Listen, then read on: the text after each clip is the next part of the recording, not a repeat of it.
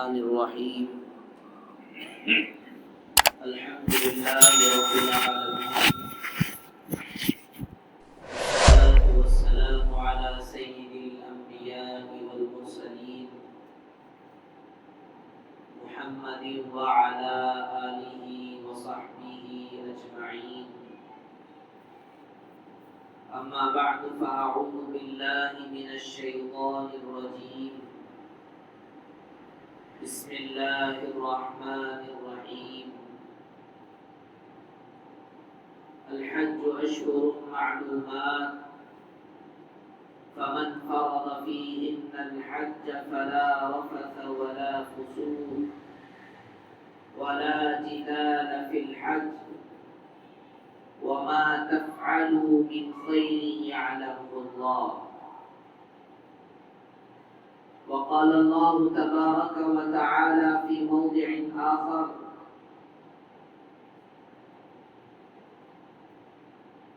إنما حرم عليكم الميتة والدم ولحم الخنزير أحل لكم صيد البحر وطعامه متاعا لكم وللسيارة وحرم عليكم صيد البر ما دمتم حرما. وقال النبي صلى الله عليه وسلم: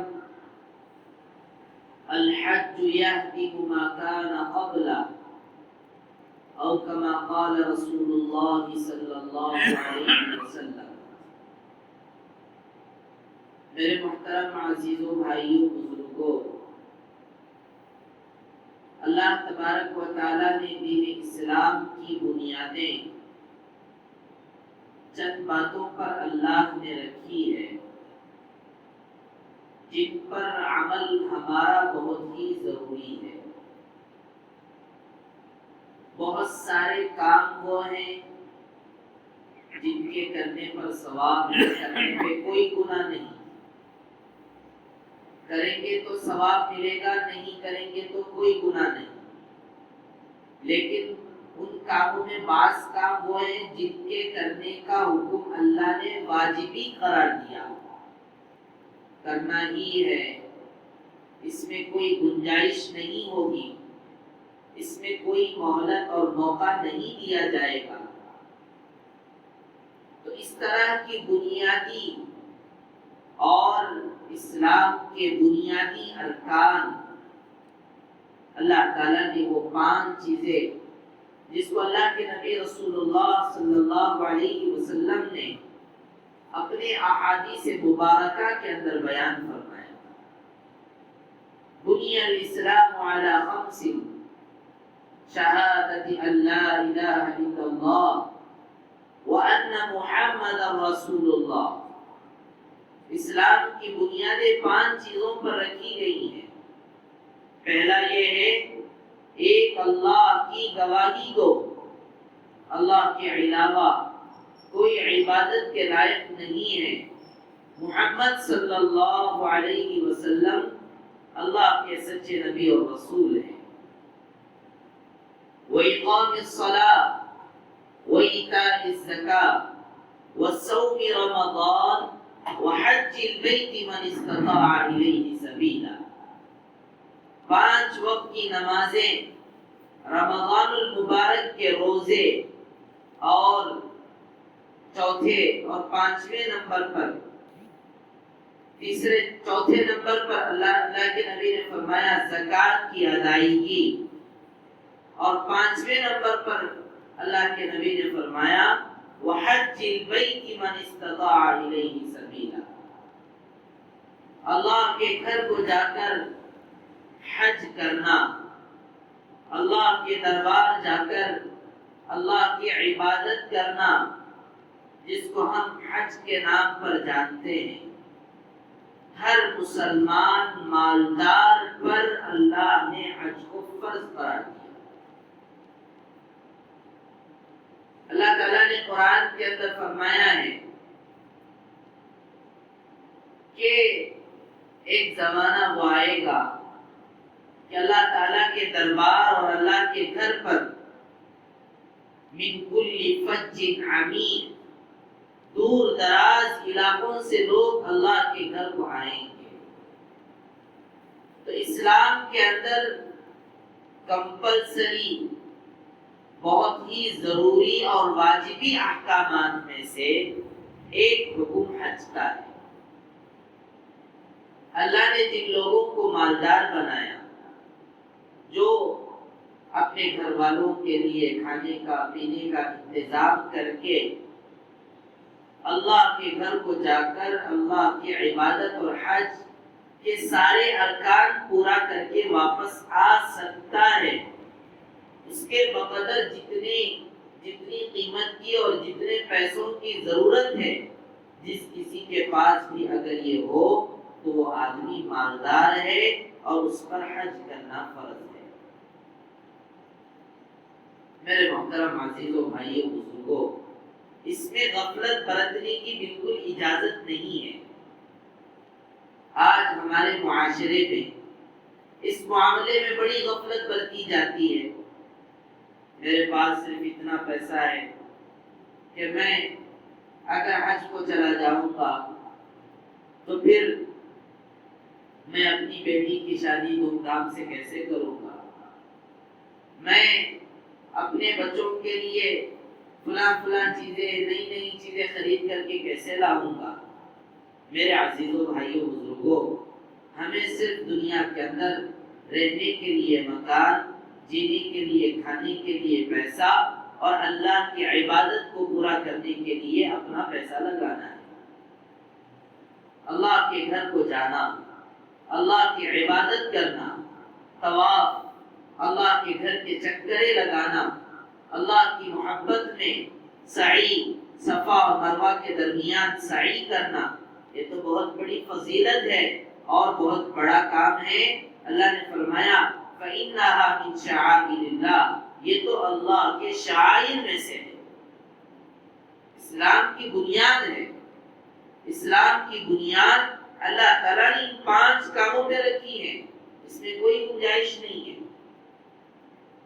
رمضان کے روزے نہیں رکھیں گے، نہیں چلے گا، نمازیں نہیں پڑھیں گے، نہیں چلے گا، اور زکوٰۃ ہم اللہ کے حکم کی ادائیگی پر اپنے مال کا زکوٰۃ نہیں دیں گے، نہیں چلے گا۔ آپ کو زکوٰۃ دینا ہی دینا ہے، رمضان کے روزے رکھنے ہی رکھنے ہیں۔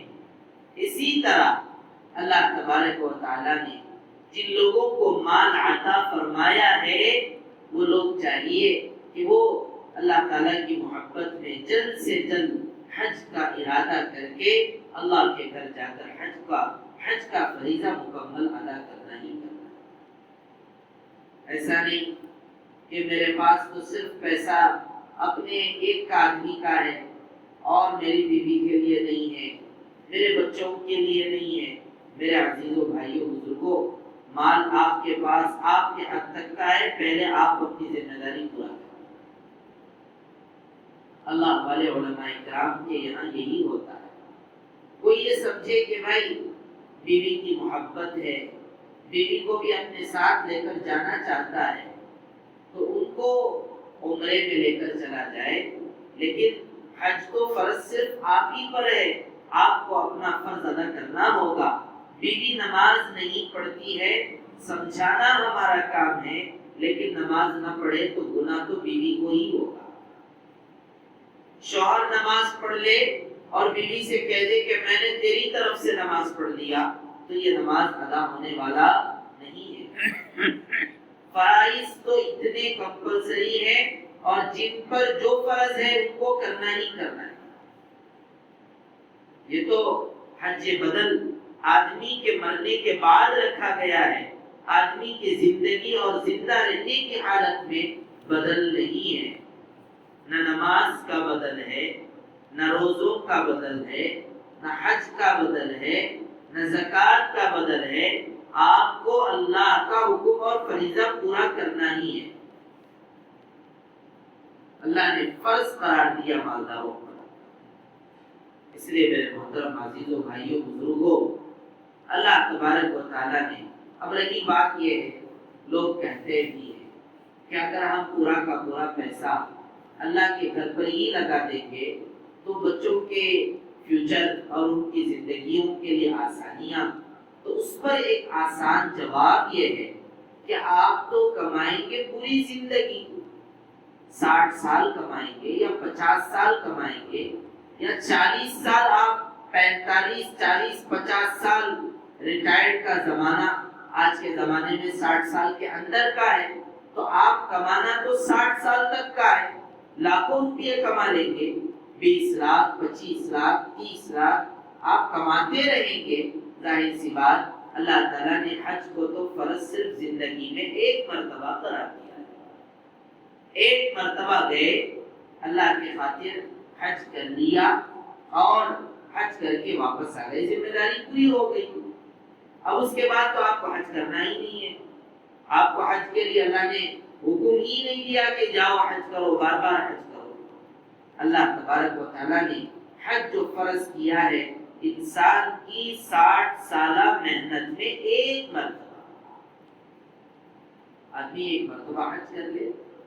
اب حج کر کے واپس آنے کے بعد جو پیسہ آپ پھر کمائیں گے، پیسے کا مسئلہ تو اللہ تعالیٰ کا لاکھ لاکھ شکر اور احسان ہے، پیسہ تو روٹیشن بڑھتا رہتا ہے، کمنے کا نام نہیں ہے، بڑھنا ہی ہے، بڑھنا ہی بڑھنا ہے۔ 50,000 اگر کسی کی سیلری ہے تو ایک زمانہ آئے گا 1,00,000 روپئے اس کی سیلری ہو جائے گی۔ کسی کی ماہانہ کمائی کا، آمدنی کا جو ذریعہ ماہانہ اگر 20-30 ہزار ہے، ایک زمانہ آئے گا وہ 50-60 ہزار کما لے گا۔ یہ دنیا کا نظام ہے۔ اللہ نے ایسا نہیں ہے کہ انسانوں کو بالکل اپنے احکامات لا کر انسانوں کی آرام اور ان کے سکون کو اللہ نے ختم کر دیا، ایسا نہیں۔ اللہ نے یہ کہا من استطاع الیہ سبیلا، جو استطاعت رکھتے ہیں، طاقت رکھتے ہیں، اور طاقت رکھنے کا مطلب یہی ہے کہ آدمی خود حج کرنے کے لیے جائے اور حج کر کے آ جائے، اور آنے تک ان کے بیوی، ان کے بچے، ان کا گھر آرام کے ساتھ کھاتا پیتا چلے۔ اتنی استطاعت اور اتنا مال اللہ تعالیٰ نے جن کو عطا کیا ہے ان پر حج فرض ہے۔ کوئی آدمی ہے اتنا استطاعت اس کے پاس ہے نہیں، اتنا پیسہ تو اس کے پاس ہے نہیں، وہ آدمی جا کر حج کر کے آ جائے محنت کر کے اور اپنے بیوی بچوں کو بھوکا رکھ دے، اس کی تو اسلام میں بالکل اجازت ہے ہی نہیں۔ اس لیے میرے عزیزو بھائیو، بار بار اس بات کو بتایا جاتا ہے، لوگوں کے ذہنوں میں اس بات کو بٹھانے کی کوشش کی جاتی ہے، ایک طریقے کے ساتھ چلنے کا نام دین ہے۔ کوئی آدمی محبت میں لوگوں کو دعوت دے دے، ترغیب دے دے کہ میں سب چھوڑو اللہ کے لیے حج پہ چلے جاؤ، وہ ایک محبت کی بات ہوتی ہے، ورنہ اس کو پروموٹ نہیں کیا جاتا، اس کی لوگوں کو تعلیم نہیں دی جاتی، اس کو اس بات کی ترغیب پوری پبلک کے اندر، پورے عام انسانوں کے اندر اسلام کا پیغام، اسلام کا نظام اور اسلام کے سسٹم کے طور پر اس کو پیش کر ہی نہیں کیا جا سکتا، ورنہ تو پھر لوگ کہہ دیں گے اللہ تعالیٰ نے تو مال اپنے گھر پر لگانے کو کہا اور بیوی بچوں کو بھوکا رہنے کا حکم دیا، جبکہ ایسا تو حکم ہے ہی نہیں ہے اسلام کا۔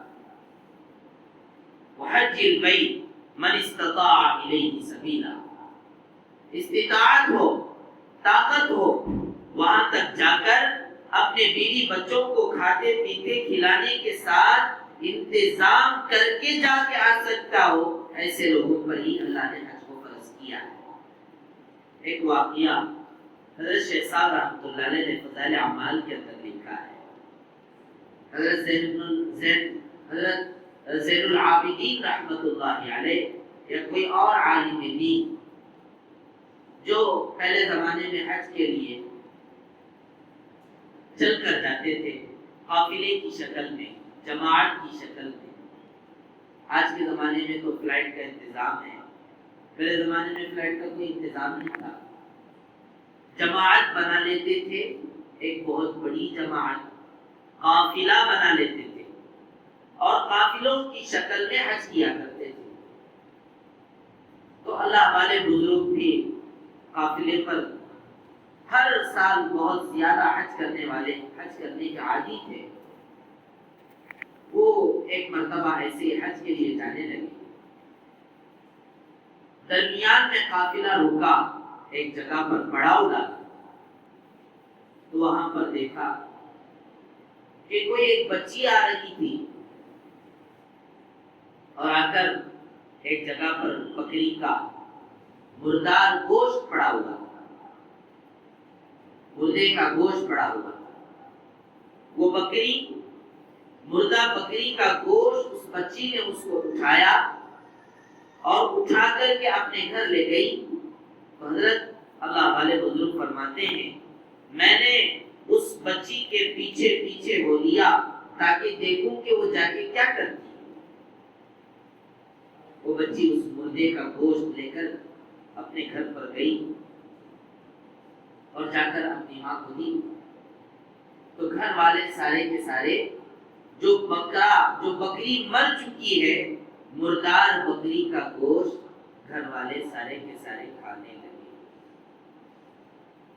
حضرت کو بڑی تعجب، حضرت پریشان، اس بچی کو بلایا اور بلا کر کے پوچھا بیٹی اسلام میں تو مردے کا گوشت حرام ہے، مردار جانور نہیں کھایا جا سکتا، اللہ نے خون کو حرام کیا، خنزیر کو حرام کیا، مردار جانور اور مردار جانور کا گوشت اللہ نے حرام کیا، بہنے والا خون یہ بھی حرام، اور تم تو مردار گوشت لے جا کر کھا رہی ہو، گھر میں لے جا کے دے رہی ہو۔ تو اس وقت اس بچی نے کہا کہ دیکھیے بات ایسی ہے، ہمارا گھر بہت فاقے کے ساتھ گزر رہا ہے، کھانے کے لیے کچھ ہے، بہت تنگی، بہت پریشانی ہو رہی ہے، کھانے کے لیے کچھ ہے ہی نہیں ہے گھر کے اندر، اور بہت غریب ہیں ہم لوگ، اور کوئی دینے والا دیتا بھی نہیں ہے۔ تو اس وقت اس بچی نے کہا کہ اب ظاہر سی بات اللہ کا حکم ہے، جان بچانے کے لیے کم از کم اپنی جان بچانے کے لیے خنزیر کا گوشت ہو، مردار کا گوشت ہو، جان بچانے کے لیے تھوڑا کھانے کی اجازت ہے، تو ہم اپنے پورے فیملی کی جان کو بچانے کے لیے مردے کا گوشت نہیں۔ دوستوں اللہ والے فرماتے ہیں فوراً اپنے قافلے کے اور اپنی جماعت کے لوگوں کو اعلان کر کے کہا ہم تو ہر سال حج پر جا رہے ہیں، ہر سال اللہ کے دربار پر جا رہے ہیں، لیکن اس سال ہم نہیں جائیں گے۔ دیکھیے لوگوں کی کتنی غریبی اور غربت کہ ان کی غریبی نے تو ان کو مردہ گوشت کھانے پر مجبور کر دیا، لہذا اس سال کا ہمارا حج یہی ہے کہ ہم اپنا پورا کا پورا مال ان غریبوں پر خرچ کریں۔ تو میرے عزیزوں بھائیوں بزرگوں، بتانے کا مقصد یہ ہے کہ اللہ تبارک و تعالیٰ نے اسلام کے اندر جو احکامات، جو ارکان اللہ تعالیٰ نے فرض کیے ہیں، اس کو طریقے کے ساتھ کیا ہے۔ آپ اپنے طریقے سے چلیں، فرض ہے تبھی حج کریں، اگر فرض نہیں ہے تو حج کرنے کی ضرورت ہی نہیں ہے، فرض ہے تو پھر کمپلسری کرنا ہے۔ اللہ نے طاقت دی، استطاعت دی، مال دیا تو آپ کو کرنا ہی کرنا ہے۔ بچوں کی شادیاں، بیٹیوں کی شادیاں، بزنس ڈیولپمنٹ، دکان کی مرمت، دکان کا تعمیری کام، یہ میرے عزیزوں بھائیوں یہ سارا کا سارا تو بعد کا کام ہے۔ اصل اللہ نے آپ کو مال عطا فرمایا، اصل تو اللہ کے لیے حج کر کے واپس آنا ہے۔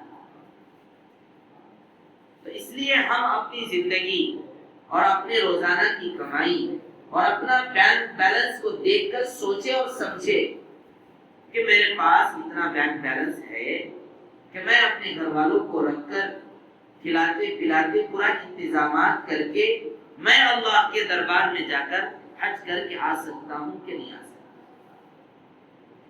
اگر حج کر کے آ سکتا ہوں تو پھر ٹھیک ہے، جائیے حج کر کے آئیے، آپ پر اللہ تعالیٰ نے فرض کیا ہے۔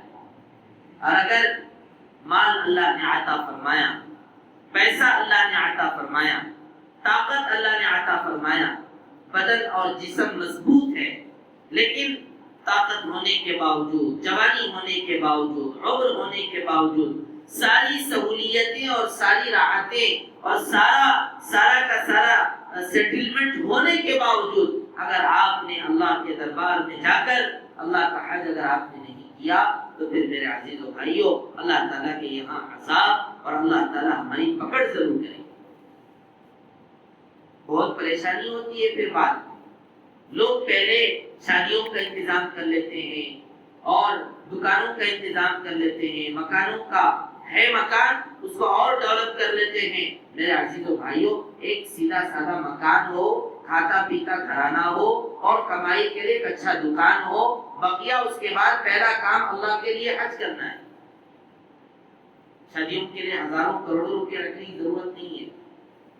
ہم نے ویسا بنا لیا، لاکھوں روپیوں کا اسٹیمیشن پہلے ہی ڈال دیتے ہیں.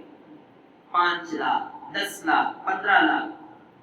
اب 15 لاکھ 10 لاکھ تو آدمی حج فرض ہو جاتا ہے. 4.5 لاکھ 5 لاکھ کے اندر ایک آدمی حج کر کے آرام سے واپس آ سکتا ہے. لیکن اس نے اسٹیمیشن ڈالا ہے شادی کا 15-20 لاکھ.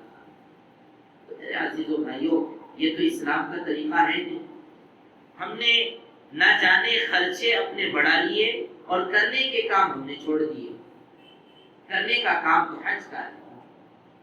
تو اس لیے ہمیں چاہیے اپنی زندگی کو اللہ کے حکموں کے موافق لانے کی فکر کریں. اور الحمدللہ اب تو حج کا سیزن چل رہا ہے. حج کا زمانہ بقر عید کا زمانہ آئے گا، اس وقت میں حج کے بارے میں بیان کروں گا تو کیا فائدہ. اب آپ کو ابھی سے شروع کرنا ہے، ابھی سے فارم بھرنے ہیں اور حج والوں کی خدمت میں یہ عرضی رکھنی ہے کہ اللہ تعالیٰ نے مجھے مال عطا فرمایا، میں اللہ کے دربار میں جا کر حج کر کے آ سکتا ہوں. اللہ نے مجھے اتنا مال عطا فرمایا ہے، میں جانے کے لیے تیار ہوں. میرے لیے آپ میری درخواست کو قبول فرمائیں. ابھی فارم بھرنا ہے.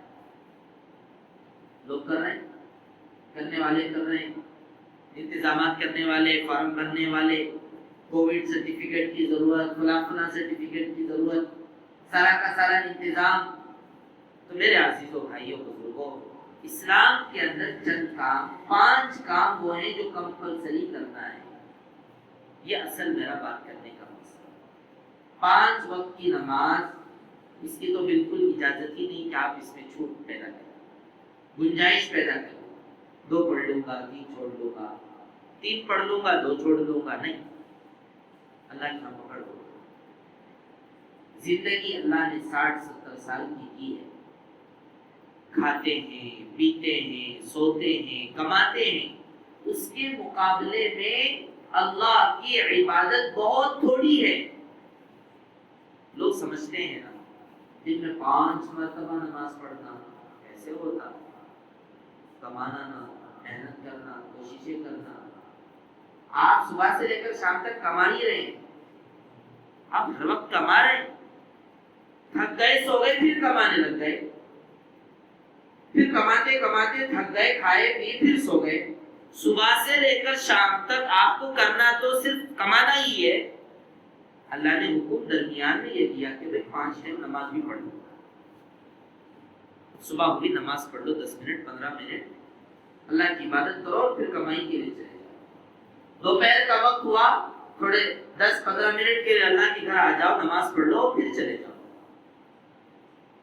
تو 2 صورتیں 4 صورتیں صحیح کر لیے.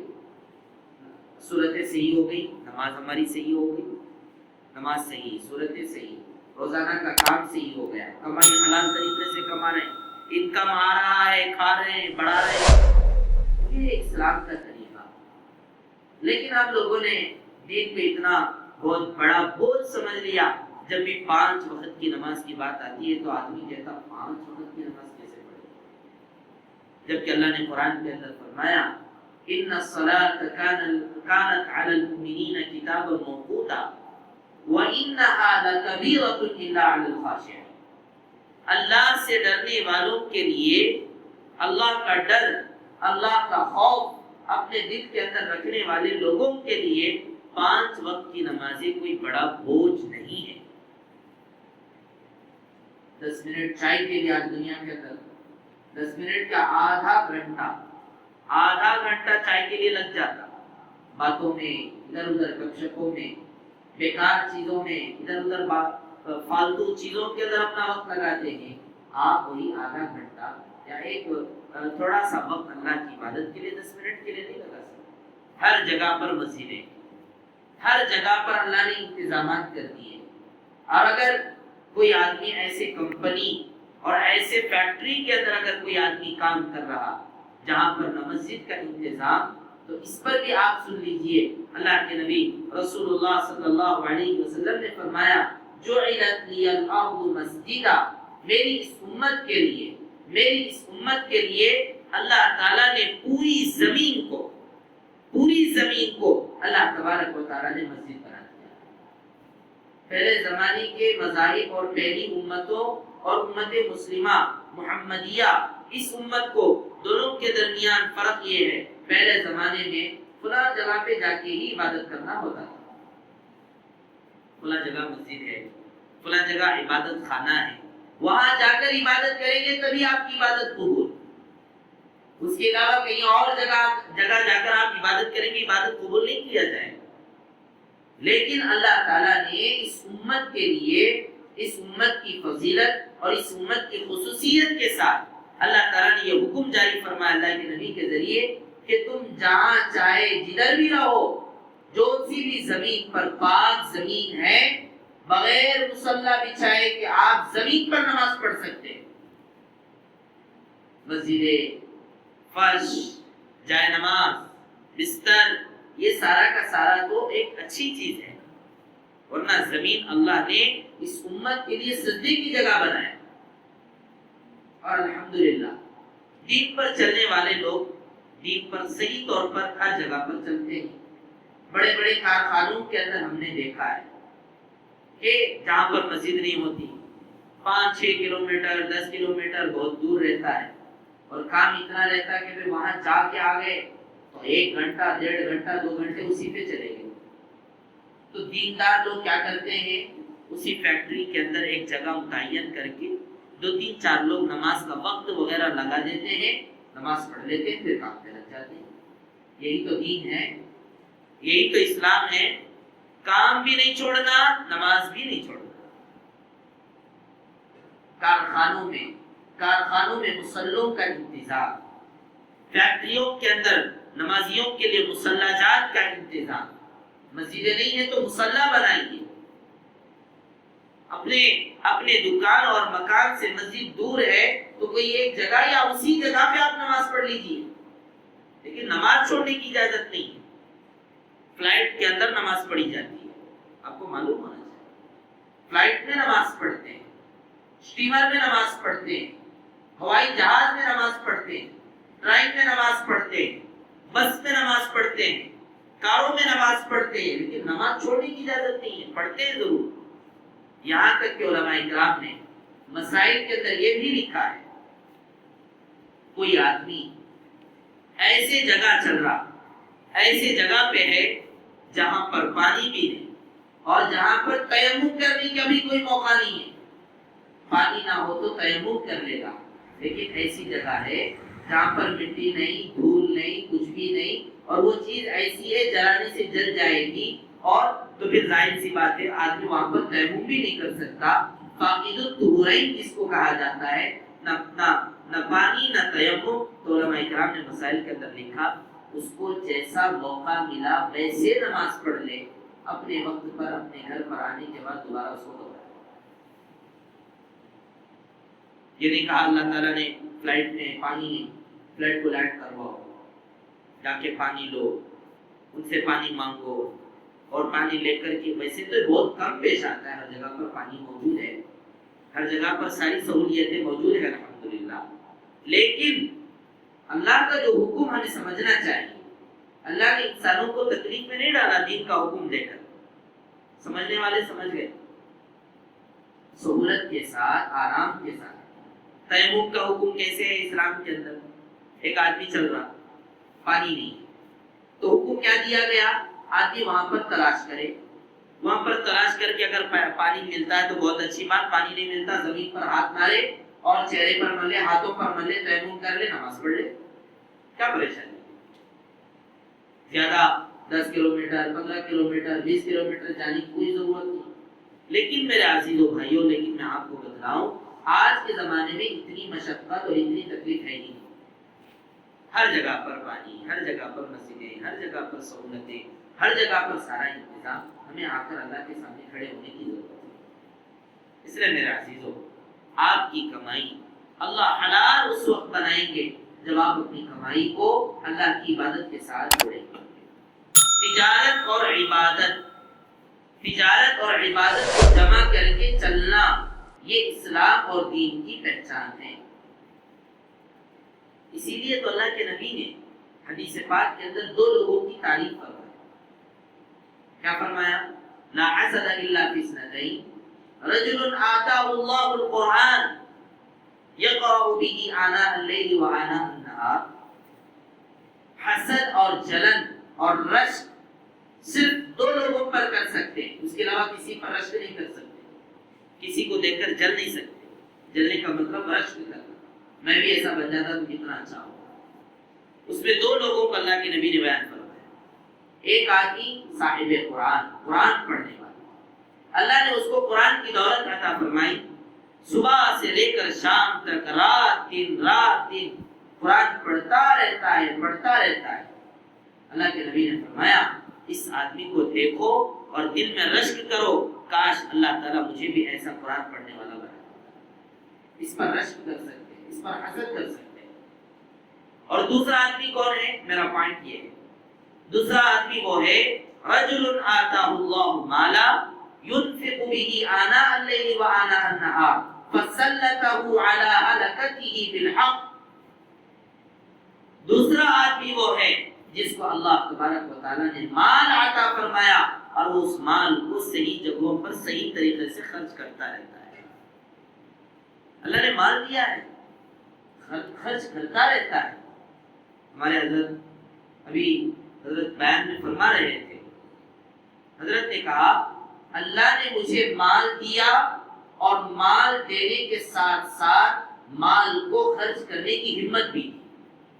یہ بھی بہت بڑی چیز ہے، مال مل جاتا خرچ کرنے کی ہمت نہیں ہوتی، ڈرتا رہتا۔ ڈرنے کی کیا بات ہے؟ اللہ دینے والے ہیں، جس ذات نے 5 لاکھ دیا 10 لاکھ دینے کے لیے اللہ تعالیٰ کیا تیار نہیں؟ اللہ تعالیٰ نہیں دے سکتے، آپ کو کرنا ہی وہی کام ہے۔ دوبارہ پھر 5 لاکھ آ گئے 10 لاکھ کا کام کریں گے، 10 لاکھ آ گئے 15 لاکھ کا کام کریں گے، 15 لاکھ آ گئے 20 لاکھ کا کام کریں گے۔ خرچ کیجیے اللہ کے لیے، اللہ کے دین پر، غریبوں اور یتیموں پر، اپنے آل و عیال، اپنی اولاد، اپنے بچوں، اپنے رشتہ داروں اور اپنے پڑوسیوں پر خرچ کریں۔ اور اللہ کے نبی نے فرمایا ایسا اگر کوئی آدمی تمہیں نظر آ جائے جو اپنا مال اللہ کے دین اور اچھی صحیح جگہوں پر اپنا مال خرچ کرتا ہے، اللہ کے نبی نے فرمایا اسے دیکھ کر رشک کرو، کاش اللہ تعالیٰ مجھے بھی ایسا بناتا۔ کنجوس نہیں۔ اس لیے میرے عزیزو، اسلام نے مالدار بنایا ہے، ہر آدمی کو مالدار بنایا۔ زکوٰۃ کس پر ہے؟ مالداروں پر زکوٰۃ ہے۔ حج کس پر ہے؟ مالداروں پر حج فرض ہے۔ اللہ تعالیٰ نے سارا کا سارا نظام مال کے ساتھ رکھا ہے۔ یہ بالکل اسلام کا، دنیا کے بغیر اسلام کا کوئی تصور نہیں۔ اور جو دنیا ہم سمجھتے ہیں وہ دنیا نہیں کہ آدمی نمازیں چھوڑ دے، روزے چھوڑ دے، زکوٰۃ چھوڑ دے، حج چھوڑ دے اور بس کماتا ہے، یہ دنیا ہے۔ اللہ کے نبی نے فرمایا ایسی دنیا سے امت کو بچانا ہے۔ اس لیے میرے عزیزو، فکر کرے، ارادے کرے۔ اللہ نے جن لوگوں کو مال عطا فرمایا، ابھی سے حج کے فارمز باقاعدہ بھرے جا رہے ہیں اور لوگوں کو باقاعدہ اعلانات جاری کیے جا رہے ہیں کہ جو حضرات حج کے لیے جانا چاہ رہے ہیں فارم فل اپ کریں اور حج کمیٹی کے اندر داخل کریں۔ اس لیے جن حضرات کو اللہ نے مال عطا فرمایا، 5-6 لاکھ 7 لاکھ 8 لاکھ 10 لاکھ، اللہ نے جن کے پاس اچھی استطاعت رکھی ہے، وہ حضرات جلد سے جلد جتنا ہو سکے حج کے لیے اللہ کے دربار پر، اللہ کے گھر پر روانہ ہو جائیں۔ اور بقیہ جو حضرات کام کر رہے ہیں، محنتیں کر رہے ہیں، مزدوری کرنا ہے، کام کرنا ہے، اور کام کے ساتھ 5 وقت کی نمازوں کی پابندی، 10 منٹ کے لیے اللہ کے گھر کو آتے۔ میں بولتا ہوں دل کے اندر آدمی اگر تکلیف ہو رہی، جانے کو دل نہیں مانتا، آ کے بیٹھ جائیے مسجد، امام صاحب کھڑے ہو جائیں گے وقت پر اور تم بھی نماز پڑھ لو. روزانہ کی عادت اگر ہم ایسا بنا لیں گے تو پھر انشاءاللہ ایک وقت وہ آئے گا آپ کا دل خود کہے گا ارے نماز کا وقت ہوا, نماز جاتا کیوں نہیں. بڑے بڑے میکینک نماز پڑھتے ہیں, بڑے بڑے انجینئر نماز پڑھتے ہیں. کتنے ایسے لوگوں کو ہم نے دیکھا باقاعدہ کام کرتے, اذان ہو گئی فوراً مسجد کو آتے نماز پڑھ لی. آپ 20 پر 4 گھنٹے میں 1 گھنٹہ نماز کے لیے نہیں نکال سکتے. کون سی مشکل بات ہے, سمجھتا نہیں ہے آدمی. سونے کے لیے 5-6 گھنٹے, کھانے کے لیے 3-4 گھنٹے, اور کمانے کے لیے 6-7-8 گھنٹے, اور اللہ کی عبادت کے لیے 1 گھنٹہ. افسوس کی بات ہے. اللہ تعالیٰ سے دعا ہے اللہ تعالیٰ ہم تمام کو سمجھنے کی اور عمل کرنے کی, اور جلد سے جلد اللہ تعالیٰ نے جن کو مال عطا فرمایا حج کرنے کی اللہ تعالیٰ توفیق عطا فرمائے.